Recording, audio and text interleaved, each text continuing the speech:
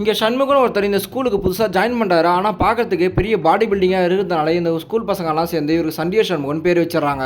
அப்போ கிளாஸ் எடுத்துட்டு இருக்கும்போது வேலுச்சாமின்ற பையன் லேட்டாக வரான். அதை பார்த்ததுமே குடிஞ்சு கும்பிடு போட்டு உள்ள வாங்க சாருன்னு கூப்பிட்றாரு. ஆனால் உள்ள வந்ததுமே பெஞ்சு மேலே ஏறி நின்றா பண்ணி மூஞ்சி வாயன் திட்டி விட்டுறாரு. ஆனால் இன்னைக்கு ஒரு நாள் மட்டும் இல்லாமல் எப்பெல்லாம் இவனை பார்க்குறாரோ அப்பெல்லாம் எதனா கொஸ்டின் கேட்டு தெரியலன்னதுமே ஏன்னா பனிஷ்மெண்ட் கொடுத்து கடுப்பேற்றிட்டே இருக்காரு. தென் இவர் ஸ்டாஃப் ரூம்ல இருக்கும்போது ஒரு டீச்சர் கிட்ட கடலை போட்டுட்டு இருக்காரு. அப்பன்னு பார்த்து இவன் வந்து அதை பார்த்ததுமே இதை வச்சு இவர் எதனா செய்யணும்னு சொல்லிட்டு முடிவு பண்றான். ஸோ அவங்க ஸ்கூல் செவத்துல இவரோட பெரிய அந்த டீச்சரோட பெரிய எழுதி வச்சிடறா. அதனால இவங்க ரெண்டு பேருக்குமே அசிங்கமாயிடுது. ஸ்கூல் ஃபுல்லா கேட்டு பார்த்தா யாருன்னு தெரியாம போயிடுது.